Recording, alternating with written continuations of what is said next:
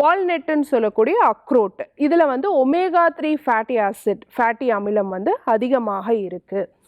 அப்போது இதனுடைய முக்கியமான செய்கை என்னன்னா வீக்கங்களை குறைக்கக்கூடிய தன்மையுடையதாக இருக்குது. ஸோ யாருக்கெல்லாம் ஜாயிண்ட் பெயின் இருக்குது, யாருக்கெல்லாம் வந்து பார்த்திங்கன்னா அல்சரேட்டிவ் கொலைட்டிஸ் மாதிரியான குடல் சார்ந்த பிரச்சனை இருக்குது, அதே மாதிரி கருமுட்டை பையில் வந்து யாருக்கெல்லாம் அடைப்பு இருக்குது, வீக்கம் இருக்குது, கருக்குழாய்களில் யாருக்கு அடைப்பு இருக்குது, வீக்கம் இருக்குது, அதே மாதிரி கருப்பையில் வீக்கம் இருக்கிறது, இவங்க எல்லாருமே பார்த்திங்கன்னா எங்கே வீக்கம் இருந்தாலும் இன்ஃப்ளமேஷன் இருந்தாலும் அதை குறைக்கக்கூடிய தன்மை வந்து இந்த அக்ரோட்டுன்னு சொல்லக்கூடிய வால்நட்டுக்கு இருக்குது.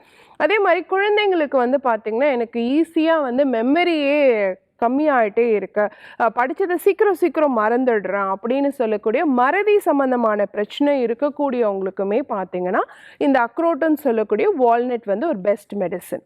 அப்போது யாருக்கெல்லாம் வீக்கம் சார்ந்த பிரச்சனை இருக்கோ, கருப்பை சார்ந்த பிரச்சனை இருக்கோ, ஜாயிண்ட் பெயின்ஸ் இருக்கோ, ஜாயின்ஸில் வீக்கங்கள் இருக்கோ, அவங்களும் மெமரி லாஸ் இருக்குது, என்னால் ஈஸியாக படித்ததை ஞாபகத்தில் வச்சுக்க முடியல அப்படிங்கிற மெமரி பவர் கம்மியாக இருக்கக்கூடிய குழந்தைங்களோ பெரியவங்களோ வால்நட் வந்து அடிக்கடி எடுக்கும் பொழுது அவங்க இந்த பிரச்சனையிலேருந்து விடுபட முடியும் அப்படிங்கிறத நம்ம தெரிஞ்சுக்கணும்.